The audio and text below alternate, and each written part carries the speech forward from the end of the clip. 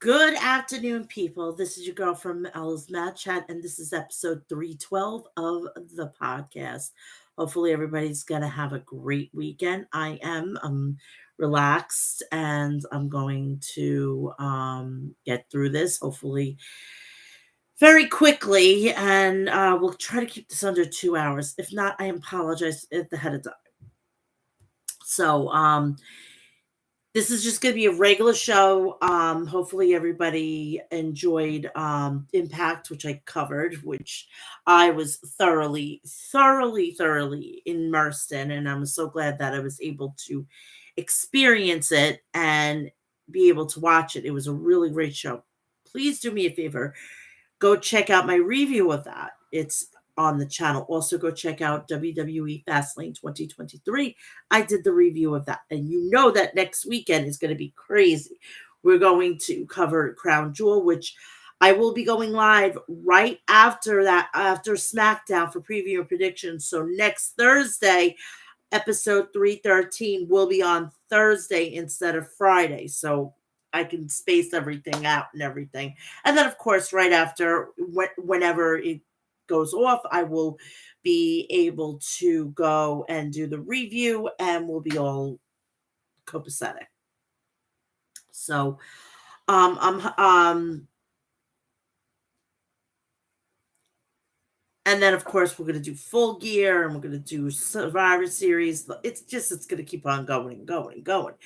Um, but we are, doing our thing and whatnot. So I'm trying to get my notes. I'm not having any, you know, thank you. Stupid freaking tablet. I can't deal with it much longer.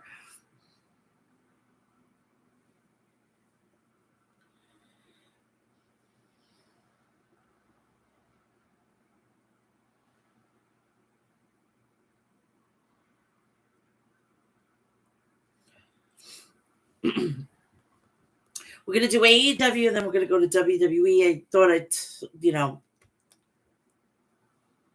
toss it up and everything and, do my thing and everything like that. But before we do this, please do me a favor. Go check me out on Threads, Instagram, Facebook, TikTok, X, Twitter, and Cameo. All MEL'S Mat Chat. So go check that out right there. Please do me a favor. Also go check out the people over at Maestro Classics at maestroclassics.com. Check the entire website for all your beard essentials. Beard. Also, please do me a favor and go check out the people over at Liquid Death at liquiddeath.com. Check out their website for all your artillery to murder your thirst, which is spring water, unflavored sparkling water, flavored sparkling water, and iced tea. Those will be very good with adult beverages, which I highly recommend for only people over 21. Please do me a favor, go check out the people over at Death Wish Coffee at deathwishcoffee.com and get all your coffee essentials. Plus, their merch is righteous at this point. Please also go check out the people over at HOG Wrestling at hogwrestling.net. And you are missing out on some great matches over there. Please go support independent wrestling. All right, let's get to this. Oh, please like, share, subscribe, and turn on the bell for all notifications so when I go live, you know about it or drop a video. All right, so let's get this party started. Rampage was coming from the Fort Bend Epicenter in Roseburg, Texas. We started off with a two out of three falls match. CML's World Historic Middleweight Champion, the Luchador Legend Mystico, versus CML World Historic Welterweight Champion Rocky Azura Romero. Rocky ran into Mystico with a shoulder tackle. Rocky hit an arm drag, but Mystico used an arm drag of his own. There was a stalemate early on. Mystico came from the top with a tornillo, taking out Rocky on the arena floor. After a Russian leg sweep, Mystico wrenched back on Rocky's knee and forced Rocky to tap, taking the first fall. Rocky Romero tore at Mystico's mask, and the ref had to warn him to stop. Rocky charged at Mystico and took him off his feet with his forever clotheslines. Mystico clubbed Rocky with elbows, but Rocky snapped suplex Mystico on the apron. Rocky followed up with a tope suicida. Rocky suplexed Mystico back into the ring for a near fall. Rocky locked in a camel clutch in the center of the ring. Rocky stomped on the back of Mystico's head. Rocky pinned Mystico after a slice bread. One fall apiece. The match is now sudden death. Said Excalibur. So the next fall will be for the win of the match. Mystico took flight, jumping over the post and crashing onto Romero on the arena floor. Mystico scoop slammed Rocky. Mystico went for a moonsault, but Rocky got his boots up to defend. Rocky blasted Mystico with an avalanche sliced bread, but somehow Mystico kicked out at 2. Mystico rocked Romero with a Spanish fly for a near fall. Rocky smashed Mystico with a jawbreaker. Mystico planted Rocky with a destroyer. Mystico forced Rocky to tap out after the Fujiwara armbar. So that is that. By the way, I want to make everybody aware I'm getting new shingles on my roof in my apartment. Please be aware. So if you're hearing tapping or like hammering in the background, it's that, and I apologize in advance. Footage was shown from last Wednesday of Jay Lethal and the Ring of Honor World Champion facing off backstage. Lethal, you want that championship because it was held by your trainer Homicide. Let me put the end to the sad reign. So I demand that I get a Ring of Honor World title shot. Stokely Hathaway said he had an idea. This Saturday, it'll be Jeff Jarrett versus Eddie Kingston, and if Jeff wins, Jay Lethal will get a shot at the Ring of Honor World Championship. Kingston, you don't have to mention Homicide's name. You think I don't know about Memphis wrestling, Jeff? I grew up on that. I'm going to take you out and I'm going to eat you alive. See you Saturday, Jarrett said. 3-way match. For AEW International Championship contenders match. Brother Zay versus Dark Waters. John Silver versus Kip Sabian. The winner challenges at Battle of the Belts 5, 6, 8. Sorry, I don't know how to read Roman numerals.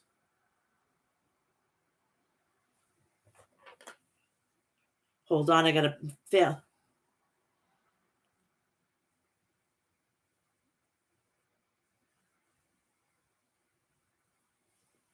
Sorry, it's a family emergency. Sorry.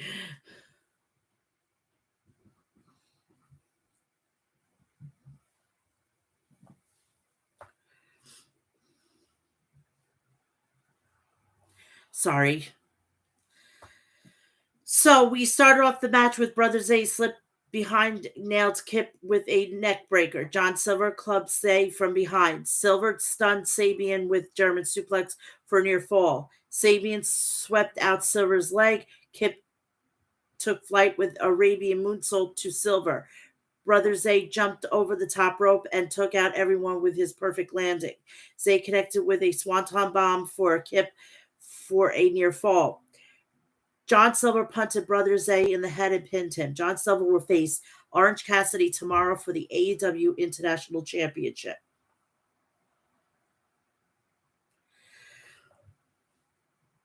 Blackpool Combat Club. Claudio Castagnoli and Wheeler Yuler versus the Bounty Hunter, Brian Keith, and Exodus Prime. Hold on, I got another text, and I'm sorry about this, people, but I got to take this.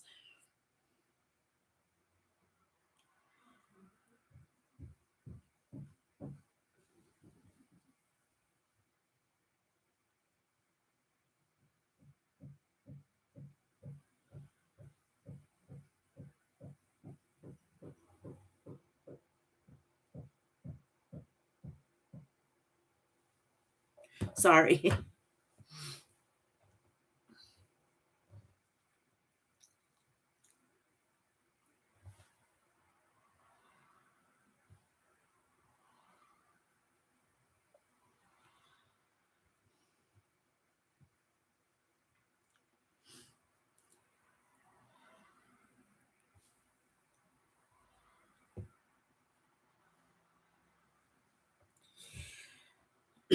Sorry again.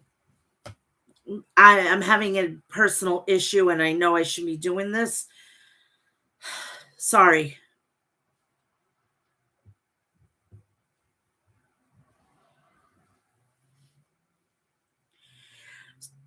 So this match started off with booted Yuta in the face and chopped Yuta, backing him into the corner. Yuta suplex Keith, Exodus Prime tagged in, and Yuta catapulted him into Claudio's arms, and Claudio planted him. Claudio put Prime in a giant swing. He swung Prime, and Yuta drop kicked Prime in the head. They finished things off with the fastball special, and Yuta grabbed him for the pin on Prime. And that was that. Very simple, very to the point. Renee Paquette was backstage with Daniel Garcia, Matt Menard, Angelo Parker, Jake Hager, and Anna J. Menard. It's not about dancing anymore. You've got a real problem, Garcia. Hager, enough. Figure this out. I didn't give up the hat for this. Anna, Jake is right. If you guys have any chance of winning tomorrow, then get it together right now. Angelo, she's right. If we want to win tomorrow, Matt and Garcia need to squash it. Menard, I hate that dance, Garcia, but I love you. Consider it squashed. Garcia and Menard shook hands. Garcia, you're looking at the new AEW Trios Tag Team Champions.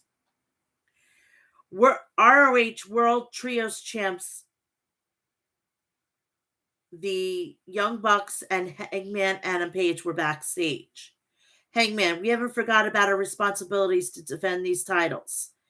Nick Jackson, good point. And I think we should defend them on Wednesday.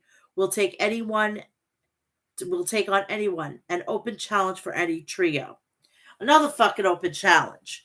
Open challenge for everybody. It feels like Oprah Winfrey here. Sky Blue versus Ruby Soho. Sky Blue appeared Ruby with shots and grabbed a handful of hair. Ruby drove Sky down with a back heel kick. Ruby followed up with a short arm lariat. Sky connected with a thrust kick. Sky charged at Ruby, but Ruby telegraphed it and countered with an elbow. Ruby rocketed Sky, punting her in the head. Sky raked Ruby's eyes. Sky cracked Ruby with her knee and then chop blocked Ruby. Sky hit a DDT neckbreaker combo on Ruby for a near fall. Saraya grabbed Blue's boot. Ruby capitalized on it with a suplex on Sky for a 2 count. The numbers are coming back to haunt Sky Blue, said Excalibur. Sky Blue powerbombed Ruby out of the corner. She grounded, pounded Ruby. Sky popped Saraya with a shot. Ruby connected with a no future kick, but Sky managed to kick out. Sky countered with a destination unknown with a backside slide for a near fall. Saraya whipped Sky in the head twice with a can of spray paint. Ruby rolled up Sky Blue and pinned her. A major assist from Saraya, and said Excalibur. Saraya and Ruby stomped on Sky Blue after the match. The TBS champion Chris Statlander sprinted to the ring and even up the odds. The Outcast retreated. Chris offered to help Sky to her feet, but Sky bailed out, wanting no assistance from Chris Statlander. We are going to be going to Collision, but Dynamite is being held from the Lacora Center in Philadelphia, Pennsylvania. So we're going to go to Collision.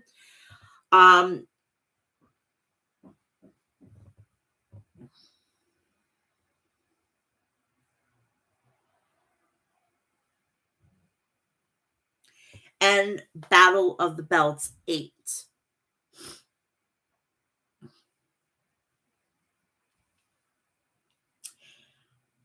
And this was being taped at the FedEx Forum in Memphis, Tennessee. We have a dream match, which it's the first time there, but it's not the first time ever. WWE had it. It was Andrade Cien Almas versus Daniel Bryan. So for the people who thought that this was the first time ever match, no. So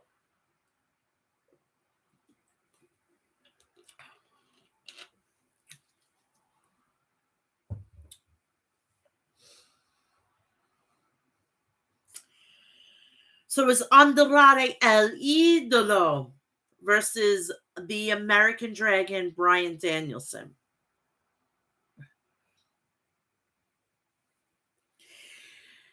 They chain wrestled to start the match. Both men having a feeling out process. Bryan wrenched Andrade's neck with a bow and arrow type submission. Andrade escaped and smiled at Danielson. Andrade was looking for a figure four, but Danielson kicked him away. Danielson and Andrade traded chops. Bryan began switching up with kicks to Andrade, and then headbutt. Danielson jumped off the apron with a running knee strike to Andrade. Andrade connected with a flying forearm. Andrade sent Danielson outside with a springboard dropkick.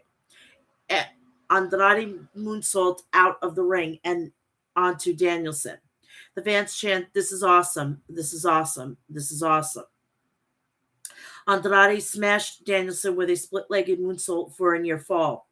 Danielson headbutt Andrade and followed up with a dropkick from the top rope. Andrade came back with a dragon sleeper leg whip.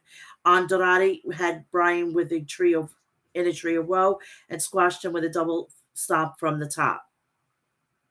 Danielson countered Andrade's moonsault by raising his knees. He stomped on Andrade's head and applied the label lock. Andrade escaped and trapped Danielson with the figure four. Danielson grabbed the ropes to force the ref break. Danielson and Andrade traded cradle and pin attempts, with Danielson ultimately getting the win. Both men wanted the best. They got the best, but it was Danielson who got lucky tonight with a quick roll up of Andrade El Idolo, said Nigel. Before this, I want to confirm to everybody, Andrade El Idolo and Charlotte Flair are still married. So for the people who thought they were getting a divorce, they're not. Ric Flair confirmed it with a Instagram post. So go check that out. After the match, the arena turned dark. The lights went out. They turned back on. Malachi Black was in the center of the ring. Black knocked out Danielson with a spin kick. The BCC ran to the ring, but the lights went out again. When the lights returned, Malachi had vanished. Sky Blue versus Hollywood Haley. Sky Blue shoved Haley. Blue knocked Hollywood off her feet, mounted her, and ground and pounded her. Sky connected with a thrust kick followed by a running power bomb. Sky Blue rolled up Haley and pinned her. Very quick, very painless. Switchblade, Austin and Colton Gunn versus the Outrunners.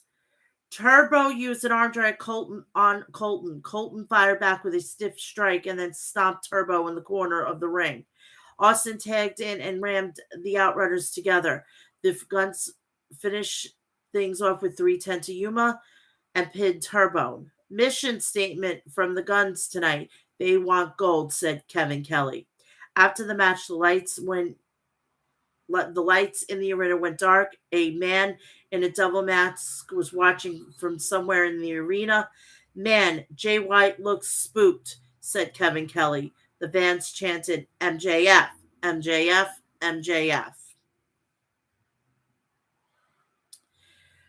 We had a Memphis street fight with the ROH World Champion and the NJP Strong Open Weight Champion Eddie Kingston. versus Jeff Jarrett. If Jeff Jarrett wins, Jay Lethal gets a Ring of Honor World Championship match. Legendary Memphis announcer Dave Brown joins the commentary for this match. Jay swung a trash can lid at Kingston, and Kingston blocked it. Kingston whacked Jeff with a kendo stick. Jeff blasted Eddie with a cooler. Jeff rammed Eddie into the guardrail. Kingston squeezed ketchup and mustard on Jarrett. Karen distracted Eddie, and then Jay Lethal rocked Eddie with a cutter off the ramp and through a table. Back in the ring, Jeff cracked Eddie with a lead pipe on the leg. Jarrett went to work on Eddie's leg and knee with a trash can. Jarrett bashed Eddie with a bar table. Jarrett locked in the figure four in the center of the ring. Eddie flipped on Jeff. Kingston reversed the figure four. Jay Lethal jumped off the top rope, but Eddie rolled out of the way. Eddie chopped Lethal and Jarrett in the chest. Kingston fired machine gun chops. Karen got in the ring and distracted Eddie, but Eddie cracked Jeff with a spinning back fist for a near fall. Jeff went for a lethal injection, but Eddie countered with a half and half. Kingston wiped out Sadaman with a guitar shot. Jeff smashed Eddie with the stroke for a near fall. Sadaman choked, slammed Eddie with Jarrett. Hit another stroke. Lethal connected with a lethal injection. Jarrett covered Eddie and pinned him. This is absolute mugging, said Nigel. And it was. It was a complete fucking mugging. I don't understand. This should have just been about them. Where was Eddie's backup? Why wasn't Eddie getting any love and any backup? Who knows? Action Andretti versus the Redeemer, Miro. CJ Perry came down to the ring before the match started, taking ringside near the scouts to scout things. Miro battered Action in the corner. Andretti dropkicked Miro as Miro came rushing in. Miro clubbed Andretti, with a lariat. Action came back with a jawbreaker to Miro. Sorry. Miro ate a kick from Andretti. Action rocked Miro with shots in the corner, but Miro shoved him away. Action flipped over the top rope with a tope con hero and landed on Miro right in front of CJ Perry on the floor. Miro countered with a crossbody planted Andretti. Miro went for a game over, but Action slipped out and spiked Miro with a DDT. Action followed up with a shotgun drop kick. Action hit a springboard 450. Miro kicked out immediately. Miro stunned Action with a thrust kick and applied the game over. The ref stopped the match and awarded it to Miro so that he picks up the win. Kingston. we see him in the back. Jay Lethal, do you know why I made you jump through hoops to earn this title shot? It's because you call a man who's not your blood uncle.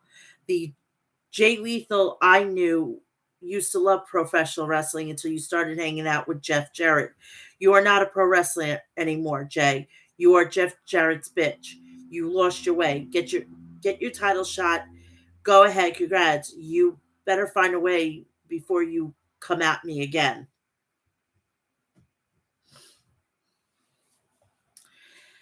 FTR's Dax Hardwood and Cash Wheeler versus Bad Thad Brown and Brian Benningston. Bad Thad took advantage of Cash having his back turned, but Cash came right back with a press slam. The arena lights went out again. The lights returned. Malachi Black is standing in the ring. It's Malachi Black again, said Tony Schiavone.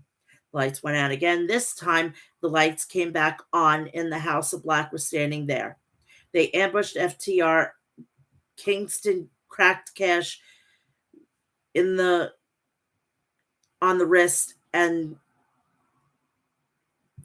the House of Black returning to Collision tonight with authority, said Kevin Kelly.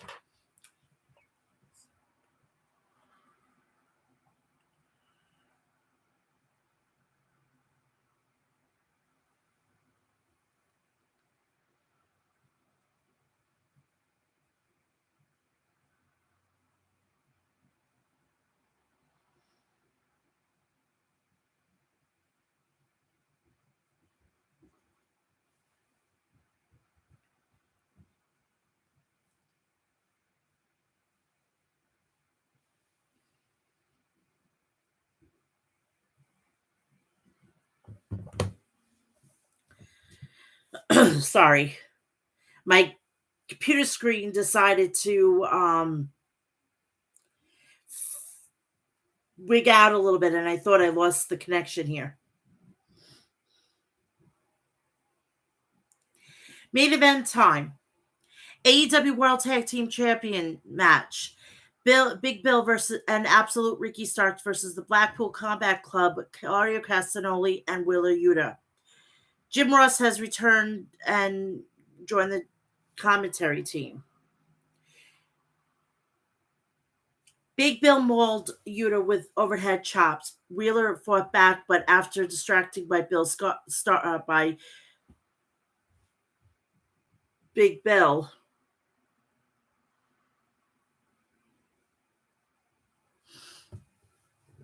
shoved Wheeler Yuta off the apron. Starks whipped Yuta into the guardrail. Big Bill planted Yuta with a big boss man slam. Big Bill hammered Yuta with a elbow drop. Claudio tagged in and cleaned house on Starks with a European uppercut. Claudio clubbed Starks with a lariat and in the corner after shots after stinging Starks. Sorry. Claudio drop kicked Starks after a single axe handle off the top ropes. Claudio had a full head of steam and ran around the ring and cracked Starks with a European uppercut and dished out a massive uppercut to Big Bill. Claudio connected with a running lariat on Starks in the center of the ring. Claudio put Starks in a giant swing. Yuta dropkicked the head of Starks. Big Bill ran in and tried to chokeslam Claudio and Yuta at the same time, but the BCC fought out of his grip. Yuta climbed to the top of Claudio's back for a fastball special, but the House of Black ran to the ring and knocked Claudio down. Stark speared Yuta and pinned Yuta after the Rochambeau. The House of Black circled the tag team champions after the match. The House of Black triple team Wheeler and Wheeler Yuta. Danielson sprinted down, but Starks and Brody stomped on him. FTR intervened, tried to even up the odds, but the House of Black had him outnumbered with the assist of Big Bill and Ricky Starks. Jon Moxley returned. He entered the fray and threw Buddy Matthews out of the ring. The FTR and the BCC teamed up, forcing the House of Black and Starks and Big Bill to retreat. Starks entered the ring again, thinking that the House of Black were behind him, but they left him on his own. FTR hit Starks with a big rig. The House of Black have made their statement tonight, said Nigel. So then we finished up with Collision. We're gonna go right into Battle of the Belts. We're gonna go Dynamite, SmackDown, and then Raw, and then I'm gonna get you out of here. And hopefully I can get you out of here under 2 hours. I want to apologize in advance. Again, I'm sorry. So we have right off the spot, we have freshly squeezed Orange Cassidy for the AEW International Championship match. He's going to go against Dark Order's John Silver. So as Orange Cassidy was making his entrance, Moxley was leaving the ring. They bumped into each other on the ramp. They had to be pulled apart. Moxley had to be held back. John Silver cracked Cassidy with kicks on the apron. Orange climbed to the top turnbuckle. Silver grabbed him and planted him face first across the ring apron. Back in the ring, Orange tried for a backslide, but Silver escaped. Orange came back with stunned on Millionaire and the beach break for a near fall. Alex Reynolds grabbed the belt and cracked Cassidy in the head with it. Silver rolled up Orange for near fall. Silver nailed Orange with an airplane spin maneuver for a 2 count. Orange pulped Silver with the Orange punch and pinned Silver. So he retained the title.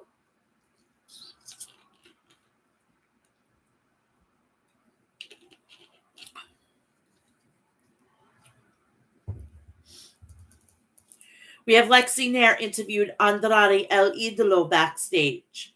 Andrade was interrupted by CJ Parker. She said, with a little guidance, you could become the biggest wrestling star in the world.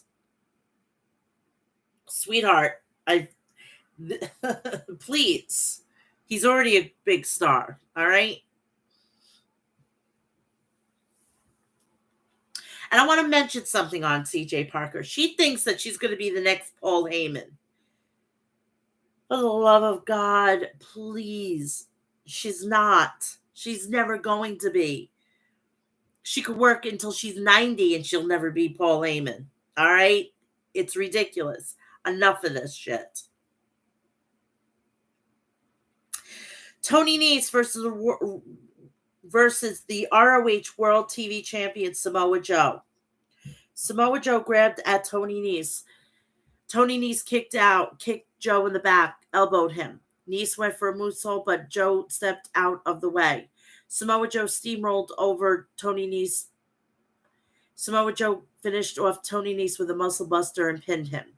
Samoa Joe, MJF, tonight I bring you the gift, my friend, the gift of foresight. And what you foresee is that I'm coming for the AEW World Heavyweight Championship. Now, Max, what do you do with this gift is very important. You can give me what I want, or Max, I could put you in a position where you are forced to give me what I want, because I'm Samoa Joe, the one true king of television, and I will be the next AEW World Heavyweight Champion. It's such a shame that we see so little of Samoa Joe. Chris Statlander for the TBS Championship match versus Willow Nightingale. We've seen this. I feel like we've seen this match a time or two, you know? Chris leapfrogged Willow and then knocked her down with a shoulder tackle. Outside the ring, Willow rammed Chris into the steel ring post. Willow followed up with a cannonball against the steel steps. Willow cracked Chris with a rapid fire headbutts. Willow hurled Chris across the ring. She caught Chris in the corner and clocked her with a rapid-fire lariats. Chris swept out Willow's leg and connected with a somersault senton. Chris dazed Willow with a Saturday Night Fever blue for a near fall. Willow charged at Chris with a big pounce. Chris spiked Willow with a DDT for a near fall. Willow hoisted up Chris and planted her with a avalanche Death Valley driver off the top for a 2 count. Willow choked Chris and crashed into Chris with a cannonball in the corner. Willow climbed to the top, but Chris got up and powerbombed Willow. Chris splashed Willow with a 450 and pinned Willow. Chris offered her hand, but Sky Blue ran down and told Willow to refuse. Willow thought about it and accepted Chris's hand. Willow walked away without Sky Blue. Sky Blue looked disgusted at Willow and walked away. Sky Blue, I have a funny feeling, is going to join Julia Hart in the House of Black. And it will be great for her career. Look what it did to Julia. Lexi Nairn interviewed AEW International Champion Orange Cassidy. John Moxley, you got in my face. Your friends Claudio and Brian, they got in my face. I don't care about Yuta. How about Brian and Claudio meet me and Okada in Philadelphia this Wednesday on Dynamite, and then we can fight. Main event time, AEW World Trios Championship match. The Acclaim, Anthony Bowens, Matt Caster, and Daddy Ass versus Matt Menard, Angelo Parker, and Daniel Garcia. Anna Jay jumped into the ring to stop Garcia from doing his dance. The ref ejected Anna Jay from ringside. Matt seized the moment and blindsided Bowens. Bowens fought back with strikes and strikes to Menard and Parker. Daddy Ass tagged in, and he and Bowens dropped a double elbow on Menard. Caster hit double axe handle on the top rope on Menard. Garcia tagged in and put the boots to Caster. Bowens and was triple teamed in the corner. Daddy Ass tagged in and cleaned house on all 3 members of the competition. He scoop slammed Menard. Bowens smashed Menard with scissor me timbers. Garcia went to do his dance, but Caster rolled him up from behind for a near fall. Garcia clotheslined Caster, and then danced Daddy Ass smashed Garcia with the famous Sir. The Acclaim planted Garcia, and Bowens pinned him. He shouldn't have danced, said Tony Schiavone. So this is what he cost. So that is that. We're gonna go to Dynamite, and then we're gonna go to WWE, and that is that.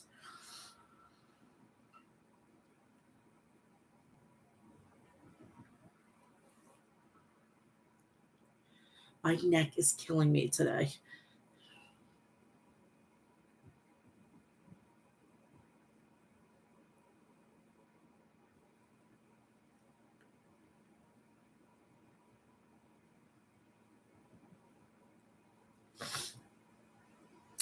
Dynamite. Dynamite again was taking place from LaCoyer Center in Philadelphia, Pennsylvania. We started off with Renee Paquette kicked off the show interviewing AEW World and Ring of Honor World Tag Team Champion MJF. Something just dropped off my table. I am sorry for that. MJF dialed Adam Cole on his iPhone. Cole answered, but before MJF could get a word, the Kingdom, Matt Tavern, and Mike Bennett and Roderick Strong in a wheelchair and neck brace interrupted. Adam, screamed Roddy. Is that you, Roddy? Asked Cole on the speakerphone. Yeah, it's me, replied Roddy. Max, I gotta get going, but I'll call you later, said Cole.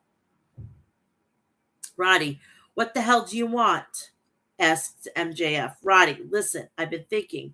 You're obviously a man behind the devil mask, but say we live in a world where we pretend you're not. And for the sake of our mutual best friend, Adam, I'll pity you. I'll take pity on you. I'll help you with the Bullet Club goal. Max, replied Mock, you're going to help me? Dude, thank you so much. Max pushed the wheelchair that Roddy was in backwards. MJF, Jay White, tonight, I send a message in blood. Tonight, I got a bullet with your name on it. Juice Robinson. The screen went black and the man in the devil mask appeared. Oof. So we go to the first match. We have the Dynamite Diamond Ring. Oh my God, I am not well today. I apologize. Diamond Ring. AEW World Champion and Ring of Honor World Tag Team Champions MJF versus the Bullet Club Gold's rock hard Juice Robinson.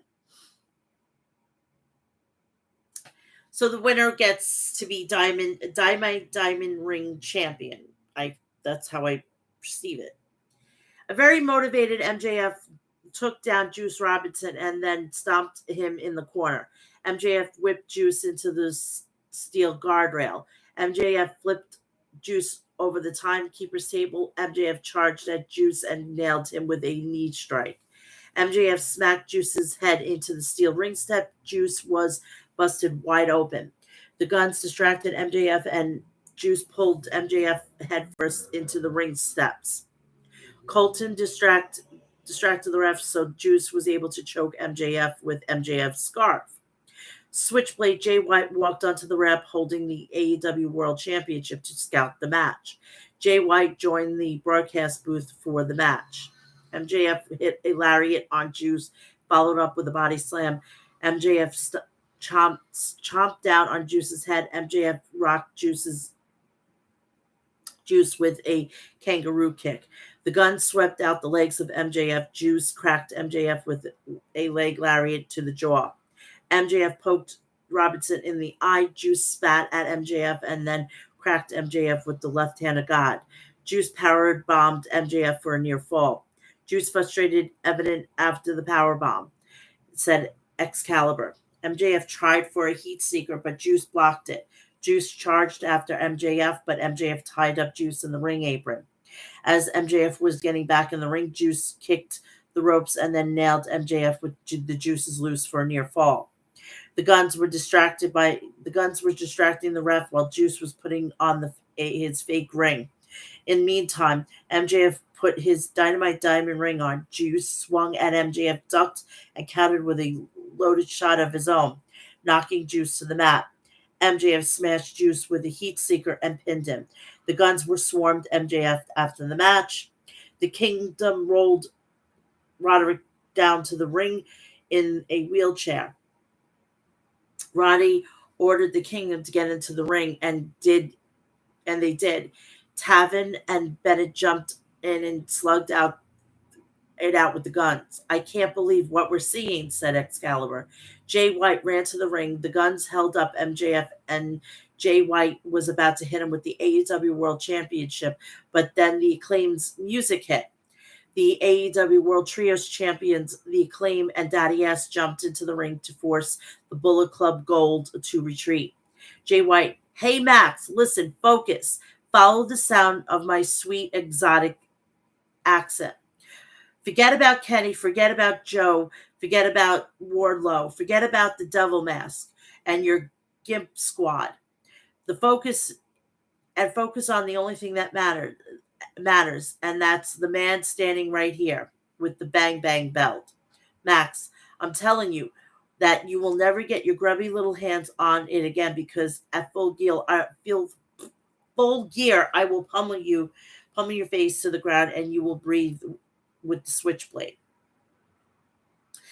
Colton Gunn, you have something me and Austin want, and that is the ROH World Tag Team title. So, Max, what do you say?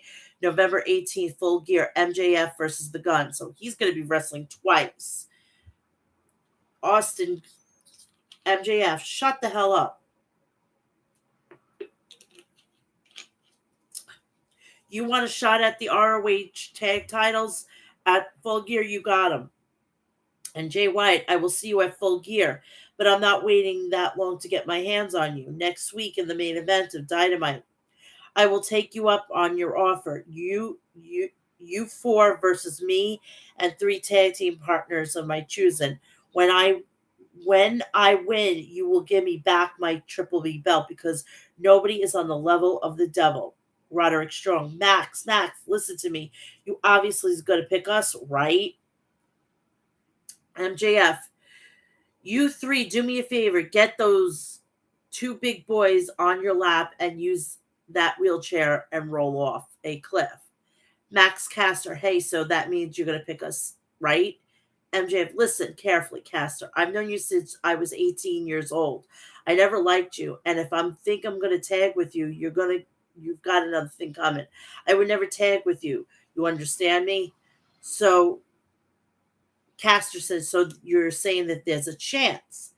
Bowens, don't you know that everyone loves the Acclaim? Caster, okay, but at least do me one favor. Scissor me. MJF walked away, says, not a shot. As MJF was walking up the ramp, Kenny Omega music begins to play, and he walks out.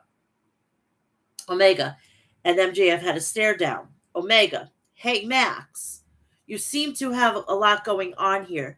You have something that I want, but I've got something that you want, even though I have no right to ask. And if you're the type of scumbag that I think you are, you'll laugh in my face.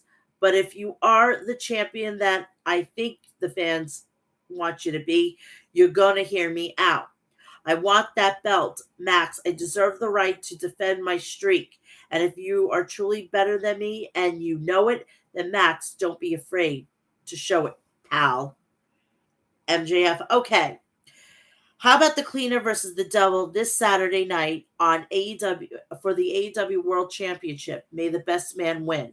And Kenny, he will, because my name is MJF and I'm better than you and you know it. Omega, and suppose on that note, we must bid these people adieu. Good night, goodbye, and Max 13 days, bitch. Hey, Alyssa, how are you? Welcome.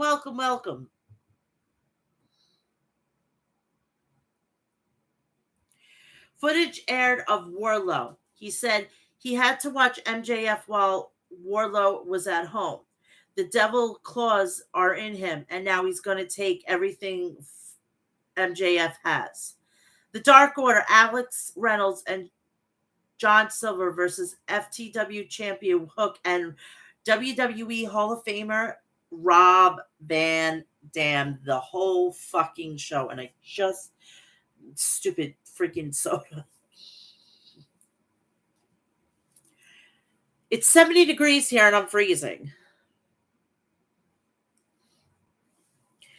Hook grappled Reynolds to the mat and then applied a side headlock. RVD tagged in and used a nice deep arm drag on Reynolds. Dark Order ambushed RVD with a cheap shot. RVD flipped John Silver. Hook flipped Reynolds with a fireman's carry. Hook tossed Silver with the Northern Lights. RVD blasted Silver with a leaping leg drop. RVD crushed Silver with a rolling thunder for a near fall.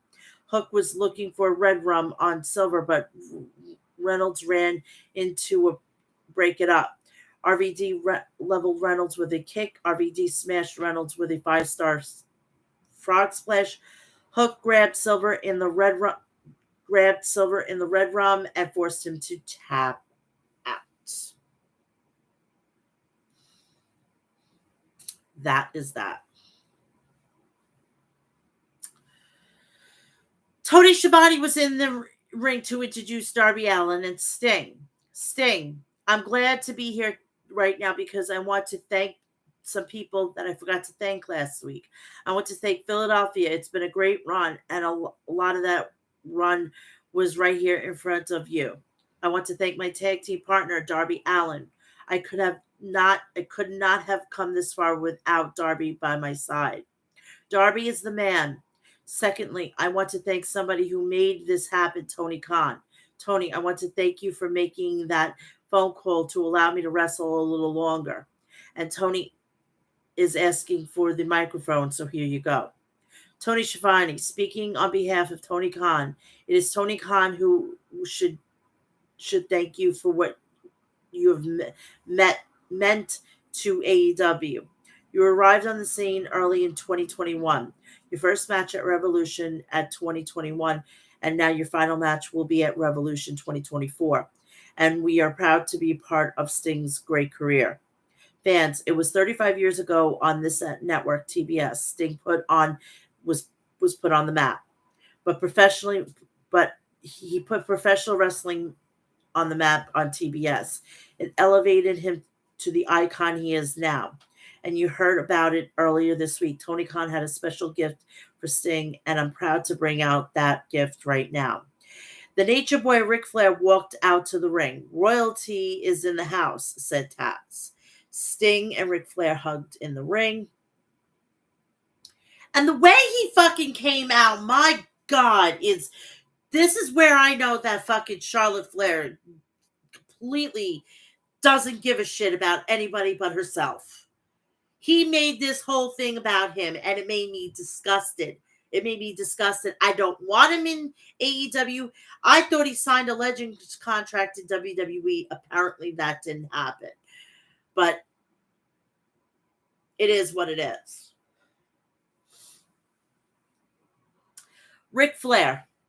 You know that in life there are moments that are magical. There are few and far between, and that is the magic of chemistry of whatever you do to make you the best. 35 years ago, Sting and I made history on TBS. Brother, I have told him this. To go 55 minutes in a match 35 years ago or tonight is hard. He never took a deep breath. He's not the only one of the greatest wrestlers in the history of this business, but damn it, he's probably the nicest guy I have ever known. So when I got an invitation for Mr. Khan to be a part of this, time flies, but I want to ride this out with you, man. Woo! TNT champion Christian Cage, Luchasaurus, and Nick Wayne walked out to the ramp. Christian Cage. So Tony Khan is a billionaire, and this is the gift that he gets, Sting, for his retirement. So basically, you gave a suit, some gold chains, and a black liver. Relax, people. I know Ric Flair is not dead. The real reason I'm out here is because last week Sting and Darby Allin decided to stick their noses in my business yet again. Darby Allen, how is your arm feeling? You still have some sour grapes that I beat you in your hometown at Wrestle Dream, huh? I give you one more chance, so go ahead and take a look at something you'll never be, a champion. Now it's obvious that this situation isn't going away until I make it go away. So this is my proposition to you too. I know, Sting, you have a beautiful dream in your head that you want to make it to Revolution because you started AEW Revolution 2021. You've got this beautiful picture painted for yourself. But I don't want to wait till Revolution for you to be gone. I want you to be gone right now. So I'm saying there's three of us, and when I look in the ring, I see two of you. I see Ric Flair. Hey, you can make Ric Flair as your partner if you want, but he's one super kick away from his pacemaker kicking out. At Full Gear, you're get yourself a partner, and your retirement is going to come early, and you're going to be You're going to be and it's not going to be a celebration. It's going to be more like a funeral. Sting, hold on. First of all, Darby and I, we're going to find a partner. The second, we accept your challenge. See you there. Earlier in the day, Renee Paquette sat down with Chris Jericho. Jericho, as a pro wrestler for 33 years, I can't remember having a beatdown like that. I did at the hands of Powerhouse Hobbs. The thing is that is hurting the most for me is my ego. As an athlete, you're always self-reflecting. One thing, I've always had immense self-confidence in myself. Last week, I didn't see Hobbs came at me right out of the gate. I couldn't get out of the hole that I he continued to dig with my body. I have to wonder, if I have what it takes to beat Will Hobbs. Is it time to step back, or should I get a stronger should I get even stronger? I know that I'm Chris Jericho. It's time to get some sort of revenge. Don Callis has a whole family. He's got lots of friends in that family. Chris Jericho has a lot of friends too. And some of those friends are even bigger than Will Hobbs. Maybe it's time to give them a call. I don't know who it is, but if it's the person who I think it is, I don't want him to be next. Please, for the love of Jesus, all that's holy. Please, for the love of God, I don't want this happening. Oh, my goodness gracious. Ring of Honor World Six-Man Championship match. Hangman Adam Page and the Young Bucks versus Matt Hardy, Jeff Hardy, and Brother Zay. Nick knocked down Zay with a shoulder tackle. Nick nailed Zay with a neck breaker. Hatman hit forearm. Hangman hit a forearm off the top rope to Brother Zay. Matt Jackson tagged in and slapped Adam Page in the face. Matt Jackson and Matt Menard shoved one another. Matt hit the side effect after a blindsided knee from Jeff Hardy to Matt Jackson. Brother Zay wiped out Page and Nick Jackson with a tornado. Matt Jackson threw Matt Hardy and Brother Zay overhead with a Northern Lights suplex. Hangman tagged in and cleaned house. Hangman hit a Death Valley driver on Zay for a near fall. Brother Zay spiked Page with a DDT after an assisted silly string from Jeff Hardy. Matt Hardy rocked Matt Jackson with a twist of fate. Jeff splashed Matt Jackson with a swanton bomb, but Nick was there to break up the pin attempt. Hangman stunned Zay with the buckshot lariat. The Elite finished off Zay with a BT trigger. Matt Jackson pinned Brother Zay. Live footage played on a giant screen on the entrance ramp. It was Prince Nana and Swerve Strickland visiting Hangman Page's house. They walked around Page's house. They went to the baby's crib. You owe me a debt. Hangman, and since you're not here, it's Hangman Jr. who will be owing me something. You will, just not today. Swerve Strickland tossed that mogul Epicy shirt into the crib of Hangman Jr. and it said he'd never forget that this was his father's fault. I don't like that they kind of referred, to having the kid there. He's a baby, and I don't understand why they do this. I know probably, he got paid a lot more, but still, come on. I think we don't need to be doing this anymore. Renee Paquette was with the rated R superstar Adam Copeland. Copeland said he still wasn't going to face Christian Cage. Copeland says his friendship is more important than anything that has ever happened within the business. Darby Allin and Sting interrupted. Darby, Adam, I know you came to AEW to ride off in the sunset with your best friend, but that's not the type of the world we're living in. Do you think last week I wanted to break Nick Wayne's face? No, but it's kill or be killed. Copeland, Darby, you know how much I respect you. Sting, I can't believe we're having this conversation right now. I know what it's like to have a blinders on. I was up and down the road with Luger. I had the blinders on. You know the legend out there. I learned from him. I see right through you, through guys like Christian. I can see right through him. You need to open your eyes before it's too late. Are you hearing me? Listen to what I am saying before it's too late.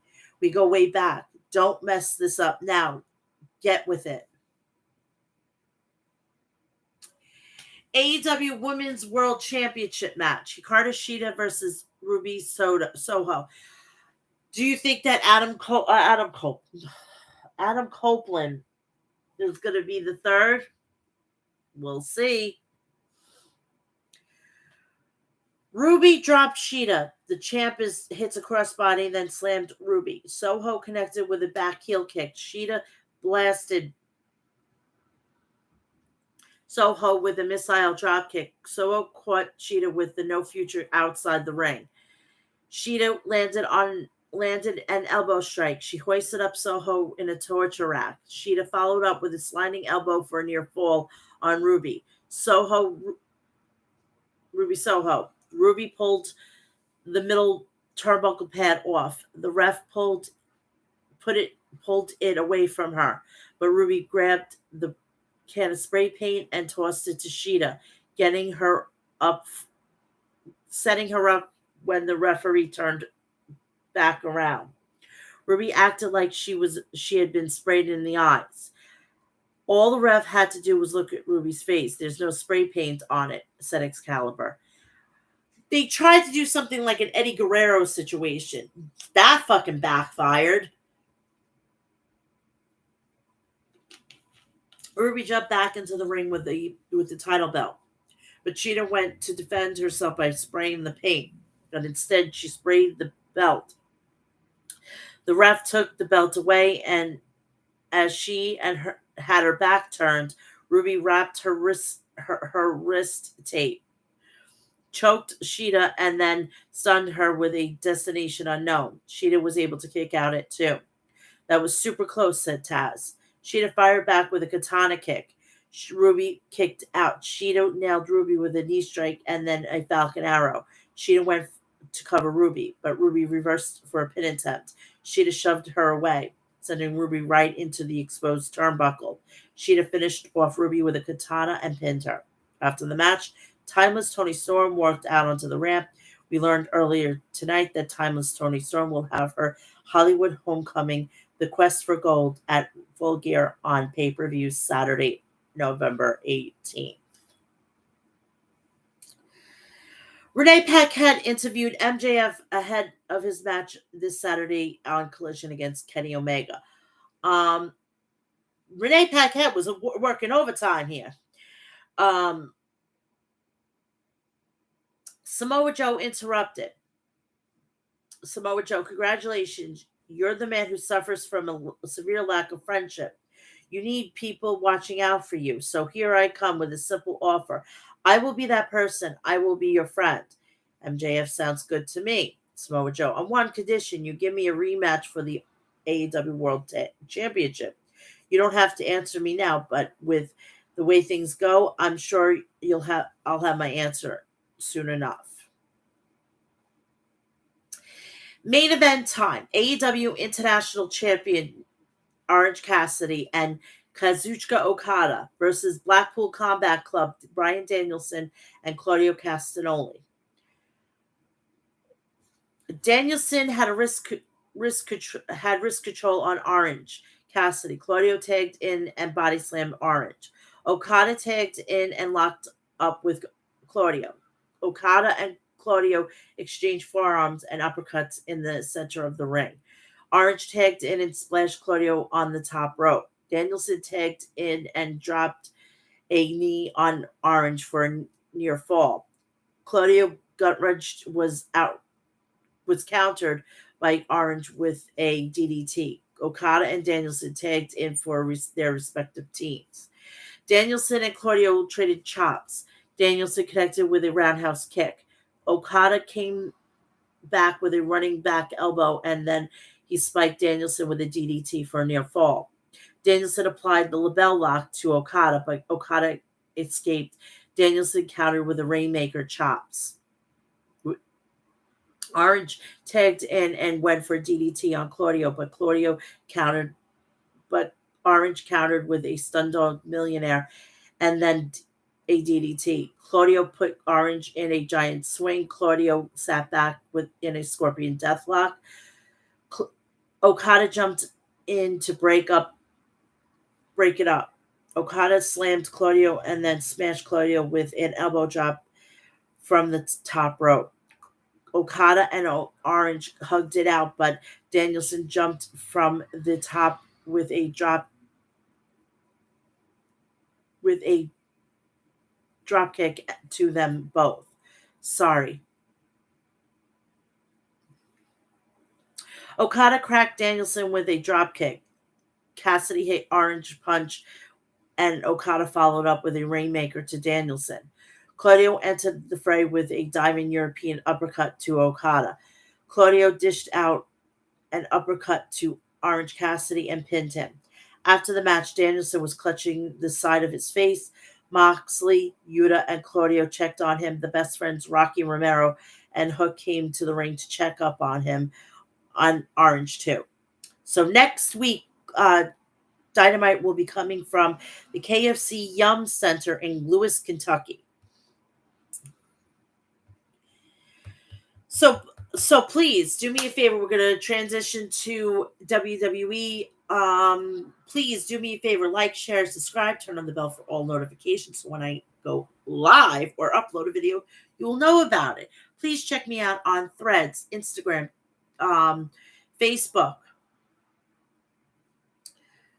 Threads, Instagram, Facebook, TikTok, X, and Cameo. So go check me out on there. Please do me that favor.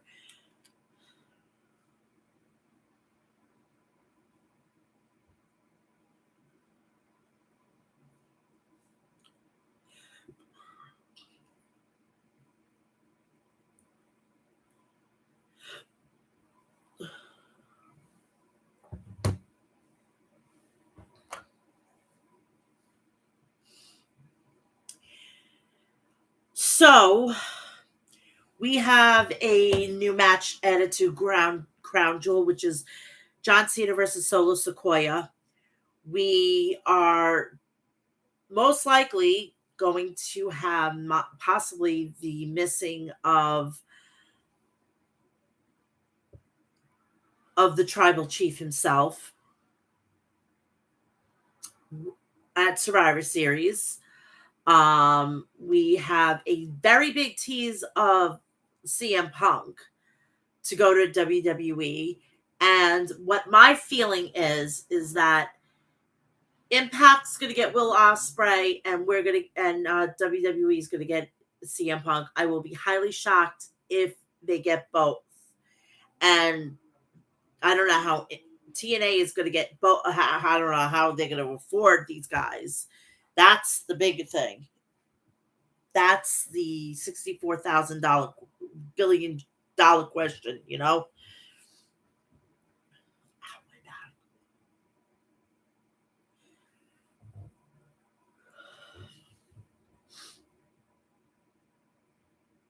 So as we're transitioning, again, I'm going to be live Thursday earlier in the day for episode 313. And then right after SmackDown, I'm going to be going live with my preview and predictions of Crown Jewel.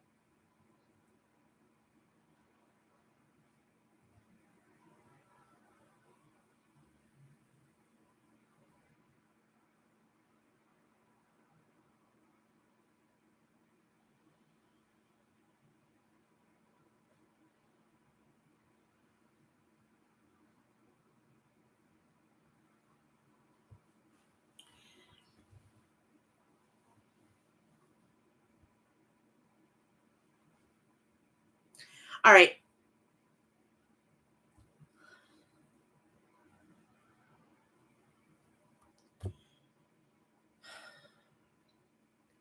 SmackDown.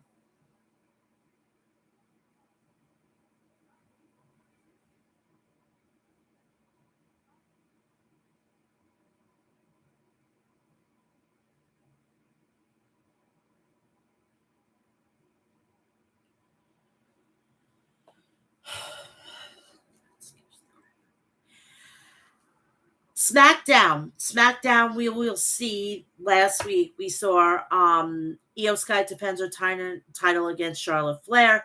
Logan Paul will head to SmackDown this Friday to confront Rey Mysterio. Santos Escobar has payback on his mind when it takes on Montez Ford. So we start off with the commentators, Michael Cole, Kevin Patrick, and Corey Graves. We kick things off by revisiting last week's episode during which John Cena introduced LA Knight as a potential contender for Roman Reigns. In the ring, Paul Heyman takes the microphone and begins to introducing himself. He acknowledges that last week he has a significant role to play within the bloodline. Heyman then comments Jimmy's recent action on Raw, highlighting on how Jimmy effectively orchestrated a play during drawing motivation and inspiration from Roman Reigns. Jimmy's action resulted in Jey Uso and Cody Rhodes losing the tag team titles. Paul Heyman brings up the development and then announces that Roman Reigns will be facing LA Knight at Crown Jewel. Heyman humorously points out some difference between himself and the audience, such as being from New York. My people. He my people.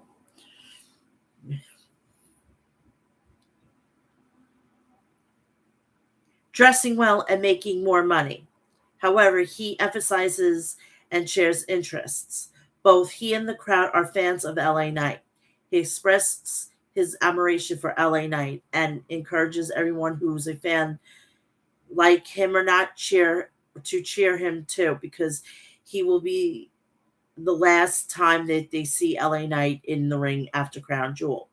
He predicts that Knight will be defeated by Roman Reigns. As LA Knight music hits, he enters the ring and takes the microphone from Paul Heyman. Knight urges the crowd to make some noise and asks Heyman to step aside because he wants to address Roman Reigns directly. Knight wonders where Roman is. He questions the absence of any threats of Roman. Doesn't show up. He challenges Roman to reveal what he intends to do tonight. LA Knight asserts his authority by threatening to hit Paul Heyman if he attempts to leave the ring again. Knight mentions the word on the streets that Roman Reigns' spear last week was a warning. He questions whether that was the right course of action. He makes it clear that he doesn't believe in warning shots, emphasizing that he will relentlessly pursue Roman until he not only dominates him in the ring, but also claims the championship. LA Knight forcefully slapped the microphone into Paul Heyman's chest and then departed the ring, leaving a tense moment behind.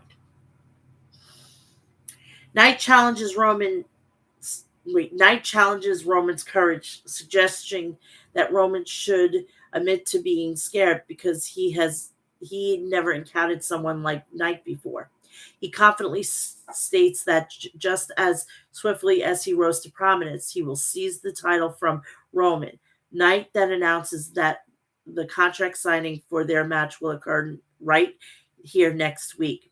He instructs Paul Heyman to relay the message to Roman, emphasizing that is evidence who holds the upper hand in the situation, that the undisputed truth is LA Knight. Speaking of SmackDown, tonight it will be on FS1. The backstage area, Montez Ford was seen preparing and warming up for his upcoming match. Meanwhile, inside the arena, Santos Escobar made his way to the ring, commencing his ring entrance. So we have this match, Santos Escobar versus Montez Ford. They start the match by locking up and find themselves in the corner. Escobar shoves Ford, but the referee intervenes to prevent a punch. Ford counters with a kick to the midsection, followed by a punch and another kick, nearly getting a pinfall. He follows up with a back elbow and another near fall. Ford then applies a front face lock and delivers a corner splash. Escobar managed to float over, but Ford counters with a drop kick. Ford attempts a splash and it almost secures another near fall. Santos Escobar retaliates with kicks to Ford's leg, but Ford sends him into the corner. Escobar responds with a kick and heads to the turnbuckles. Ford surprises him with an enziguri, causing Escobar to fall to the floor. The action continues after commercial break. Ford maintains control with an armbar and an Irish whip, all while the referee converses with Wild. Ford executes a corner splash, earning yet another near fall. During the match, we see Bobby Lashley watching on a monitor in the locker room, with Dawkins staying at ringside. Escobar manages to regain some momentum with a chops and attempts to counter a back elbow. Ford then leaps off the turnbuckles to execute a bulldog with his back to Escobar. Ford resumes with an armbar, but Santos Escobar fights back with the elbows. Ford Irish whips Santos Escobar, who floats over and delivers a dropkick. Santos Escobar proceeds with a flying forearm and a super kick that sends Ford to the floor, followed by a suicide dive. He scores for a near fall with a crossbody. Escobar sets up for a running double knee strike and connects with it in the corner. Escobar attempts the Phantom driver, but Ford manages to escape and ends up on the apron. He kicks Escobar from there, who responds with an enziguri and heads to the top rope for a Frankensteiner. However, Dawkins pulls Ford out of the harm's way, causing Santos to crash into the ring post. Wild and Cruz go after Dawkins, but Angelo sends Cruz into the ring steps. Meanwhile, Santos hits a running knee on Dawkins. Ford rolls up Santos and secures a 3-count victory. Montez Ford picks up the win.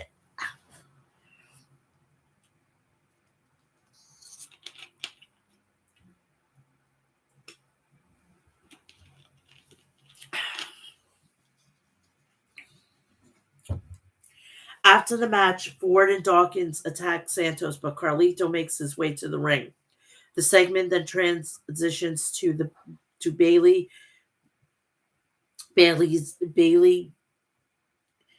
and damage control in the back, where Io is preparing for her match before cutting into a commercial break. Ray and Zelina arrive to check on Cruz and the rest of the LWO. Ray mentions he has to deal with Logan Paul calling him out. and Zelina asks if they should join him since Ray previously referred to the LWO as family. Ray, however, reassures them he can handle it on his own. Next, the show highlights the triumphant return of Pretty Deadly on last week's SmackDown, leading to a scene at the Flex Nail Salon after their victory. Kid expresses their excitement, with Elton adding that they are living the dream. Kit humorously mentions his excitement level being akin to the opening night of Taylor Swift's tour. They discuss their convincing win last week and comment on how the Brawling Brutes always disappear after a loss. However, Butch and Ridge suddenly sneak up behind Kit and Elton, delivering forearms and dunking their heads into a foot bath. We go to Solo Sequoia standing behind Paul Heyman, and Jimmy enters the room. Jimmy brings up his actions on Raw and how he cost Jay and Cody their championship. Paul acknowledges that they already discussed this with Jimmy, while Jimmy continues to celebrate his actions. The scene then transitions to John Cena walking backstage. John goes out to the ring and he begins his entrance, making his way to the ring to address the audience. The crowd eagerly awaits his arrival, anticipating what he has to say or do next. Cena starts by acknowledging the fire up crowd and express his gratitude for their thank you Cena chants. He mentions that it's been a rough day and recently discovers a harsh truth. Cena confessed that he should be honest with himself and the audience. He talks about mentioning Roman Reigns' streak last week and drops a bombshell. It's been 2,002 days since he has last won a televised singles match, dating back to 2018. Cena believes it's time to face facts and address his previous talks of retirement. He maintains his belief in himself and the ability to still bring it, declaring that it's time to turn things around. He warns that the next wrestler who comes through the curtain is going to have a bad night because they're going to get smoked. I was hoping it was going to be somebody else, honestly, because truthfully, truth be told, it would have been awesome to see somebody else.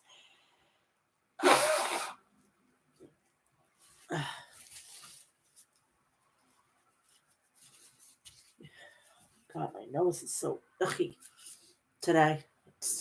My stupid allergies kicking my ass. But it wasn't.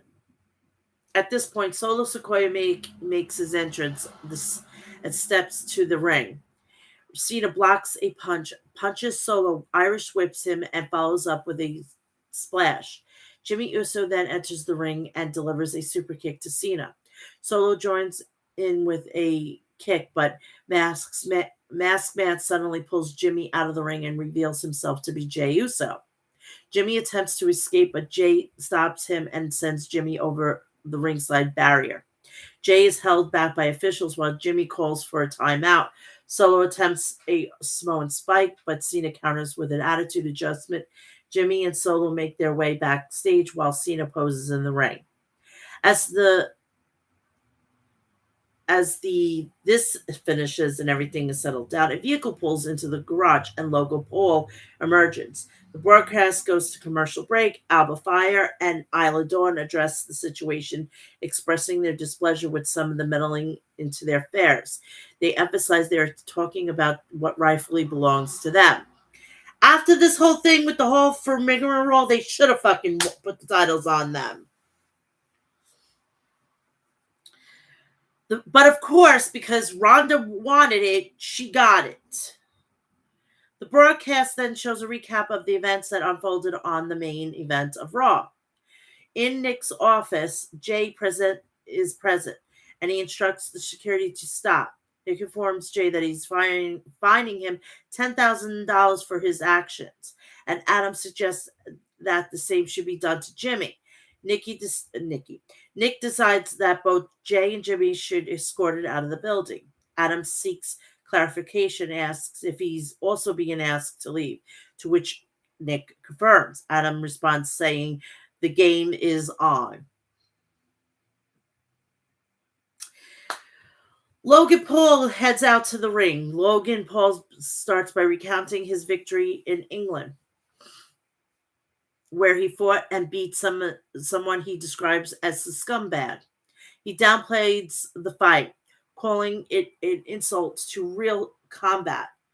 Logan mentions that if he wanted genuine competition, he could have another WWE match. He acknowledges his victory over an internet troll and previously victory over Rey Mysterio in his first WWE match. Logan humorously noticed that the last time he faced Rey, Dominic still considered his son, and LA Knight wasn't even employed by WWE. He talked about the changes in his life, including his engagement and multi-billion-dollar hydration company. Logan proudly declares himself a WWE superstar, and he was announced at his last fight as a WWE superstar. And you know that freaking just hearing that, Vince McMahon has some sort of Cheshire cat grin. Logan clarifies that he is not there to discuss Ray, but mentions that Ray has something he needs: respect, legacy, and the United States Championship. Logan admits that he beat up a deadbeat dad last week, and he's willing to do it again at Crown Jewel to claim the championship. Ray makes his entrance and tells Logan that he reminds him of his son Dominic. He acknowledges Logan's natural ability, passion, and the bright career ahead of him, but points out the big mouth just like Dominic. Ray says something to Logan in Spanish, and he mentions that Logan needs some humbling. He recalls the last time he had to teach Dominic a lesson, emphasizing that he won't hesitate to whoop Logan's behind. Ray mentions that Logan wants a title and he needs it, to which Logan affirms. Ray accepts Logan's challenge, agreeing to defend the United States Championship against him. Logan extends his hand, wishing him luck and offering a handshake. Ray looks around cautiously before ultimately shaking Logan's hand, solidifying the agreement for the upcoming match. In the backstage area, Charlotte Flair is seen getting ready for her upcoming match against Io. She likely focused and preparing herself mentally, physically for the bout.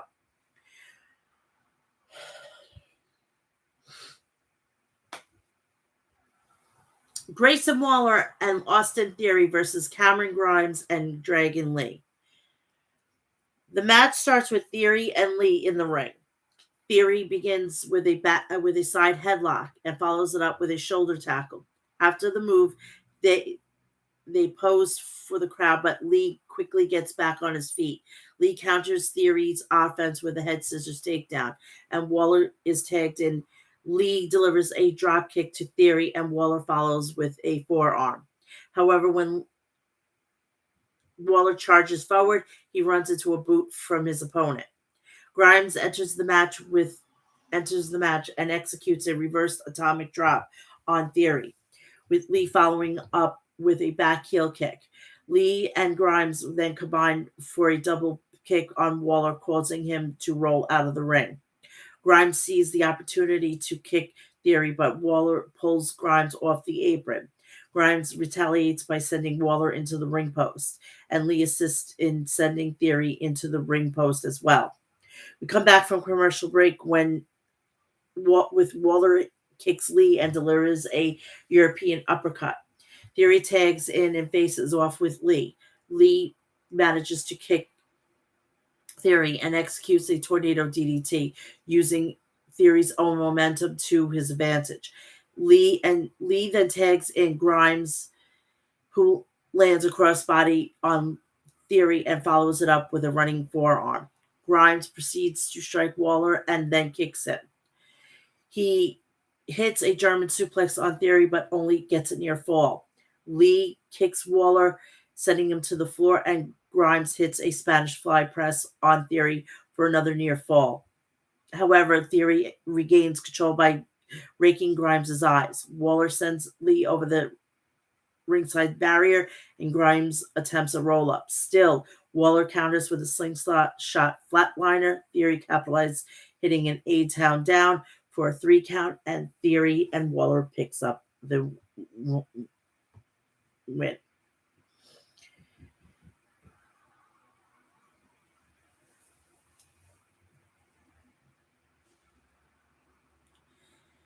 The show then briefly looks back at Triple H's announcement from last week about the new general manager before heading into another commercial break. Kathy Kelly is shown interviewing Kevin Owens earlier in the day. She inquires about how she feels about to be separated from Sami Zayn. Kevin Owens admits that it doesn't feel great. He and Sami worked hard to achieve what they did this year, even main eventing WrestleMania together. With 2 decades of experience in the business, it's challenging to be split up, especially after losing the tag titles. However, Kevin sees it as a clean slate and looks forward towards a new chapter. Kathy Kelly asked about Kevin encountering new and old faces on SmackDown. Kevin mentions the bloodline and suggests that their paths will cross. He humanly notes that he's wearing a Yokozuna t-shirt, emphasizing the desire to face superstars like Rey Mysterio, Sheamus, and even the Brawling Brutes. Kevin playfully offers to punch someone on Kathy's behalf, and she refrains from responding. He then brings up Austin and Waller, emphasizing his intention to let everyone know that this is the KO show. I've mentioned some upcoming events, including the match between Rey Mysterio and Santos Escobar facing the Street Profits next week, and contract signing for the Roman Reigns versus LA Knight match at Crown Jewel. He also notes that SmackDown will be on FS1 next week, so that he's even let you know that it's going to be on FS1.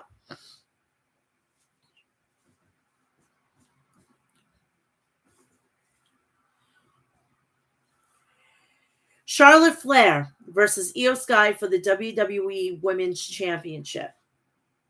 The match starts with Charlotte and Io locking up. Charlotte attempts to apply the figure four, but Io manages to escape, and we go out to our first commercial break. When the show returns, Flair has Io trapped in a figure four head scissors and rolls around the ring. Io breaks free with a jawbreaker, but Flair counters with a chop. Io Irish whips Flair, who executes a Flair flip to the apron. Flair responds with kicks, but Bayley interferes, allowing Io to kick Flair off the apron. Io follows up with a suicide crossbody and sends Flair back in the ring, hitting a springboard drop kick. She goes for a near fall and applies a rear chin lock, pulling Flair to the mat by her hair. Io holds onto the chin lock, and Flair eventually counters with a belly to back suplex. However, she runs into an elbow in the corner. Io kicks her leg and attempts a monkey flip. Flair place blocks it and places Io on the ropes, but Io's counters with a scissors to send Flair over the top rope to the floor. Flair blocks a head scissors off the apron and drops Io's face first onto the apron. We come back from break. Flair attempts a suplex, but Io stops her with a punch. Io then executes a sunset flip powerbomb for a near fall. She follows it up with a running double knee strike for another near fall, and the transition into a satellite head scissors into a crossface. Flair goes for a backbreaker, but Io lands on her feet. Flair counters with a wheelbarrow suplex, and both women are down. Flair delivers chops, and Io responds with a crossbody. Flair catches her and hits her floor with a fallaway slam, followed by an exploder. Io gets her boots up to counter a crossbody attempt, but Flair catches her and goes to the turnbuckle for a fallaway slam, earning her a near fall. Io goes to the apron and she drops Flair on the top rope. She attempts a springboard drop kick, but Flair blocks it and applies the Boston grab. Io tries to reach for the ropes but rolls up Flair for a near fall. Io retaliates with a shortcy, and Flair responds with a forearm and attempts to place Io's leg on the rope. Io escapes and starts working on Flair's knee. Flair knee gives out, and Io hits a drop kick in the corner. Io goes up top for a moonsault, but Flair gets her feet up.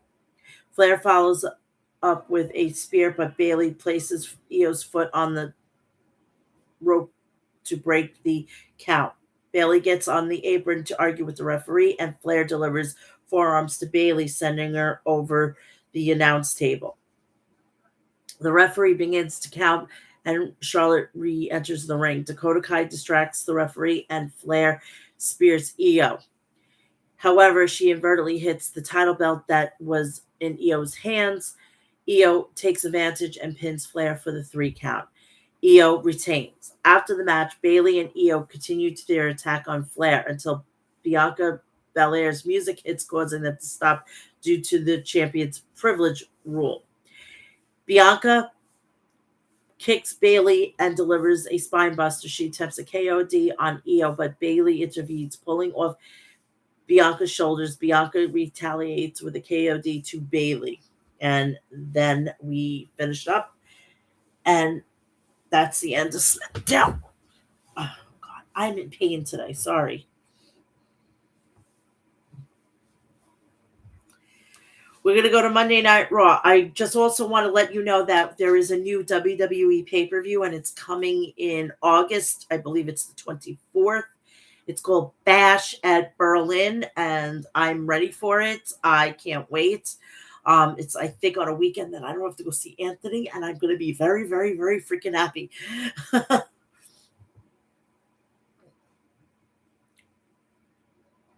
So, Raw had Damian Priest versus Jey Uso, NXT Women's Championship Becky Lynch versus Indy Hartwell, Sami Zayn versus Drew McIntyre, Logan Paul returns to Raw, and the New Day versus Alpha Academy. The opening package of the show, the Judgment Day music plays, and they go to the ring. Finn says, "All rise" of the new tag team chants. Priest says the rest of the group is busy handling Judgment Day business. He says they're in the back to running WWE, and they're in their clubhouse. Cody Rhodes comes out. Cody asks, how does it feel to get interrupted? He says he has some choice words for the leader of Judgment Day, but he sees Rhea Ripley is not there. He says Rhea is their mommy too. He says Rhea is calling the shots, including one with the bloodline. Cody says he needs to speak to Priest. He says his low blow from last week is not the final shot in the rivalry. Priest says he's glad Cody is here because he would have found him. Priest says there's a lot of talk about his story. He says his story is that he failed. Cody says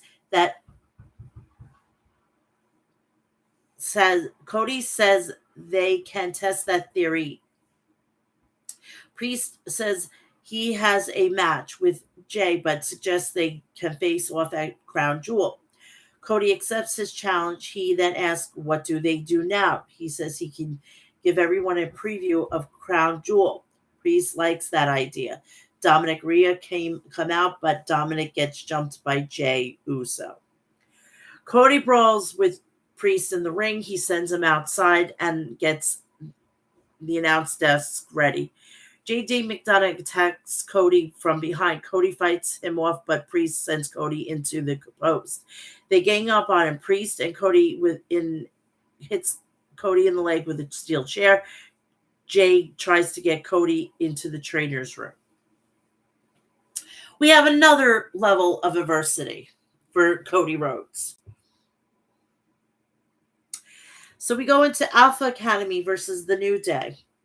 Alpha Academy is in the ring. The New Day's music plays, and they come out to the ring. The match starts with Gable takes down Xavier Woods. Woods comes back in with a clothesline. Cover 1-2 kick out. Woods tags out and Kofi attacks Gable. Gable is sent outside. Otis knocks down Woods. He hits Kofi with a body drop. We go to commercial break. We come back. Otis goes for a splash and misses. Both men tag out. Woods knocks down Gable. Woods with a forearm strike. Woods hits a side Russian leg sweep and follows it with a senton. Woods slams Gable. Woods goes for an honor roll, but Gable crashes him and hits 3 German suplex. Gable tags in. Otis lifts Woods and Gable hits a bulldog. Cover 1-2. Kofi makes the save. Otis attacks Kofi in the corner. Otis hits the caterpillar on Kofi. Otis headbutts Woods. Otis is sent into the ring post. Gable tags in. Woods goes for a reverse caterpillar, but Gable locks in the ankle lock. Woods rolls him up and kicks out. Otis tags in. Kofi tags in and they super kick Otis. Kofi tags out and hits a Trouble of Paradise before diving onto Gable. Woods with an elbow drop for the win, and the New Day pick up the victory. Which I think that shouldn't be happening. That's just my take on the whole situation. They shouldn't be winning, the New Day. They need to start putting over other people.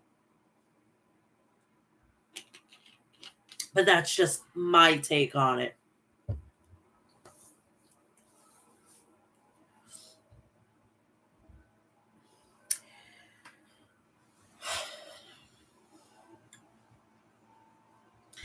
So Jackie interviews Becky Lynch, who says this title is for the one who want to make it to take on the man. She says Lyra is here to poke holes in her game, but she can't look past Indy. Lynch then welcomes Indy to the big time. We come back from commercial break. A video package showing Ivar and Valhalla, who says it's time for Ivar to become the one true warrior. Seth Rollins is walking backstage and he runs into Rhea Ripley. He tells her he doesn't need Judgment Day anywhere. He says she is in the wrong place if she's looking for Drew McIntyre. Rhea says their rivalry was built on respect, but now he's dealing with Drew and they are concerned that he might need a little insurance like the Judgment Day. Rollins says she lost faith in Damian Priest. He says that's why she is cutting deals. Rollins asks what would he want with Judgment Day. Rhea says he needs her because with them he can be world champion. She says if he joins them, Priest could cash in on his contract or someone else.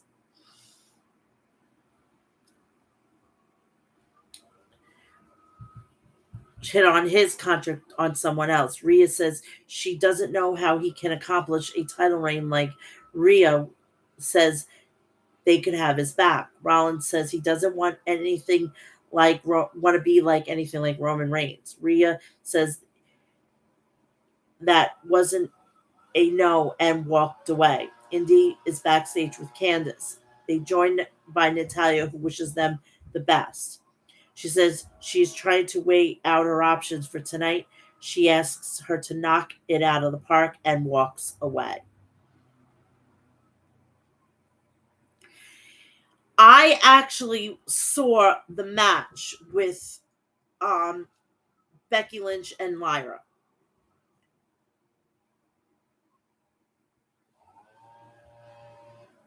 I'm happy that she dropped the title to her. She got screwed being over NXT UK, where it was Mako Satomura, and at the time I think it was Kaylee Ray, now Alba Fire.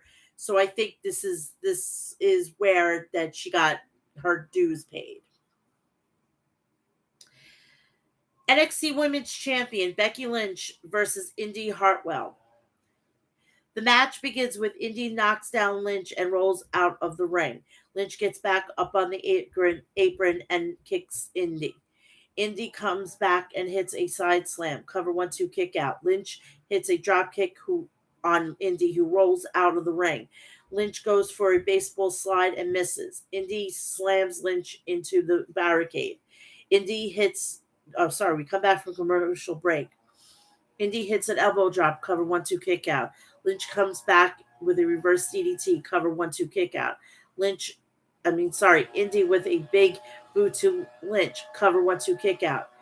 Indy climbs the top rope, but is stopped. Lynch hits a suplex and transitions into the disarmer, but Hartwell blocks her. Hartwell powers out of it. Indy hits Lynch with a spinebuster. Cover 1-2 kick out. Lynch locks in the disarmer, and Indy taps out, and she retains.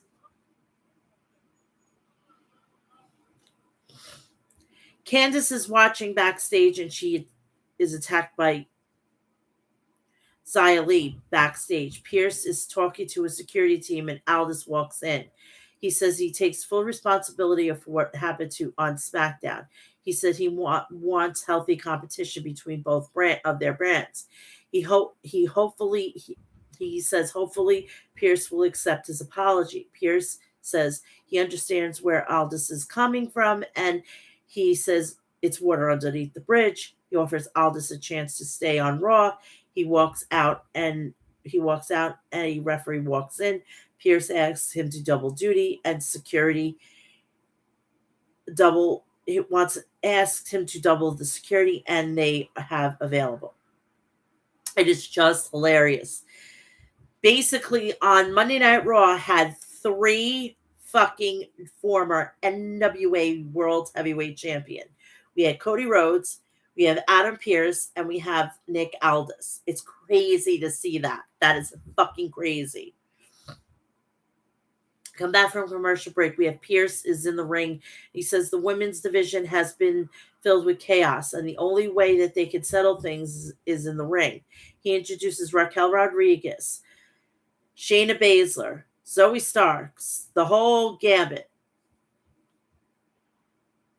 He asks for Rhea. Pierce says Rhea has been a cause for all the chaos, and she will sign it later. He asks her to sign it, and she does. Rhea Ripley comes out, and she comes out. She says she is not sorry for coming out here early because has something to say. She then says she beat everyone individually, but this is a conspiracy up to set her up. She then says she will make Pierce a life a living hell. She says the only thing that will happen is that there will be 4 less women in her division because no one has taken the title from her because she's always on top. Nia says Rhea is smart.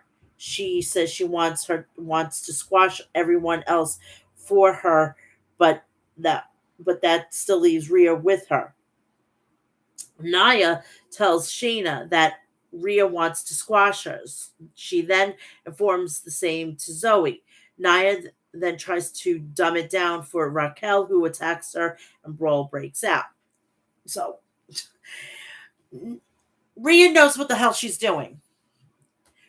Shayna and Nia brawl. Raquel knocks her down. Nia and Raquel come face to face, and they brawl.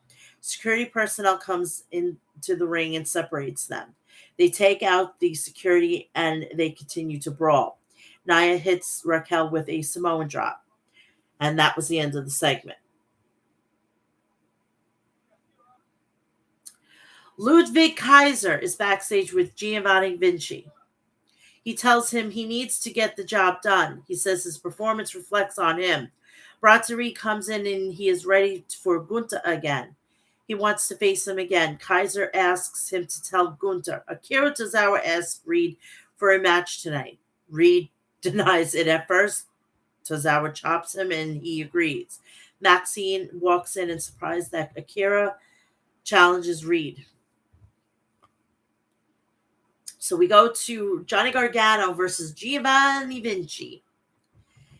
So this match starts with Vinci attacks Gargano in the corner. Vinci comes back with a backbreaker. He hits another backbreaker. Gargano comes back with a slingshot spear. Both men exchange strikes. Vinci with a clothesline. Gargano returns with a super kick. Tommaso Ciampa attacks Kaiser and chases him out of the arena. Gargano hits one final beat, and Gargano picks up the win. So DIY is back, baby. And they have the shirt to make it official. A video package of Nakamura plays where he says a beating from him is a beautiful thing.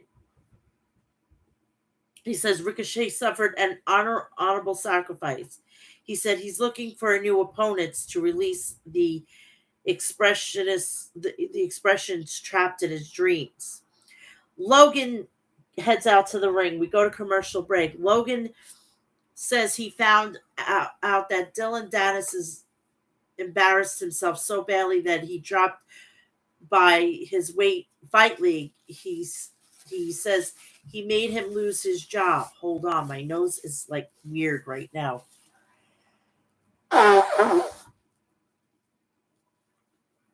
And now I know why.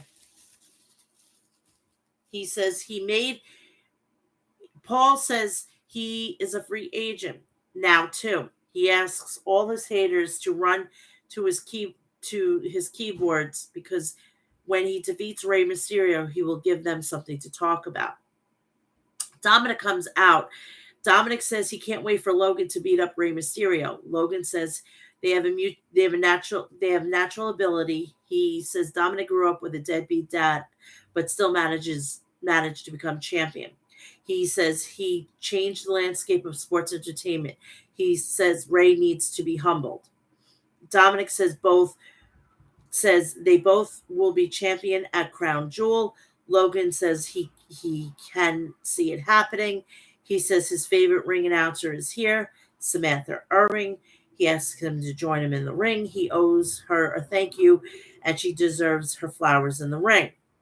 Samantha enters the ring. Logan says he made it hard for her when she had to announce him as the winner after he beat Ricochet. He then asks her to give the fans a preview after Ricochet asks to give a preview of Crown Jewel. Ricochet comes into the crowd and attacks Logan and Dominic. Oh my god, my nose is really bad today. Ricochet knocks out Dominic with a jumping knee. Ricochet goes for a shooting star press, but Logan pulls Dominic out of the ring. Oh my god.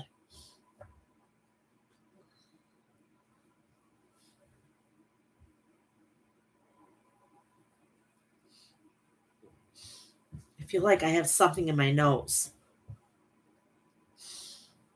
Natalya and Nikki Cross versus Chelsea Green and Piper Niven. The match begins when Natalya knocks down Green. Niven distracts Natalya and Green takes advantage. Green takes out and Niven attacks her in the corner. Green tags in and attacks Natalya. Nikki gets down from the apron and walks away. Natalya hits Green with a German suplex. She hits Green with a dropkick and follows with a discus clothesline. Cover 1-2 kick out.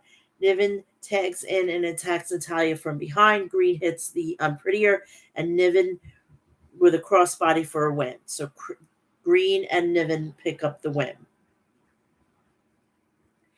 Jay is warming up backstage. Drew walks into him. He apologizes for last week. He tells him to get over it. He says whatever happens to Sammy is on him. So we have Sami Zayn and Drew McIntyre. But before that, we come back from commercial break. Adam Pearce is walking backstage, and The Miz stops him and says he hasn't had something worthy of his statue in WWE. He reminds Pearce of his accomplishments. He says Aldis understands his talents. Rhea comes in and signs the contract and walks away and runs into Dominic. Rhea says he will deal with Ricochet next week. Drew McIntyre heads out to the ring. The match begins with Drew knocks Sammy down. He chops him in the corner. He chops him again, and Sammy rolls out of the ring. Sammy pulls Drew out of the ring and hits a moonsault on McIntyre. Sammy sends Drew in the ring. He goes for a crossbody, but McIntyre catches him and hits the suplex. McIntyre chops down Sammy. Sammy comes back in with a clothesline. Sammy goes for a dive on Drew, but catches him and flings him over the announcer desk. We come back from commercial break. Drew is sent into the post. Sammy hits a suplex. Sammy sends McIntyre out of the ring and dives onto him. Sammy climbs the top rope but is stopped by Drew. Sammy with a sunset flip powerbomb cover 1-2 kick out. Sammy hits him with a Glasgow kiss. He goes for a claymore, but Sammy kicks him and hits a blue thunder bomb cover 1-2 kick out. McIntyre throws Sammy across the ring. Then he hits a neck breaker. Rhea comes out. Sammy rolls up McIntyre. He can't get the pinfall. Sammy hits an exploder suplex. Rhea distracts Sammy, and McIntyre hits a claymore for the win. So McIntyre picks up the win. Nick Aldis is backstage talking to Katie Carter. Pierce says he doesn't want him chatting with his superstars. Nick says they are having a conversation. He's going to take off. Nikki walks across the frame and Pierce says he needs a drink. We all need a drink with Nikki Cross.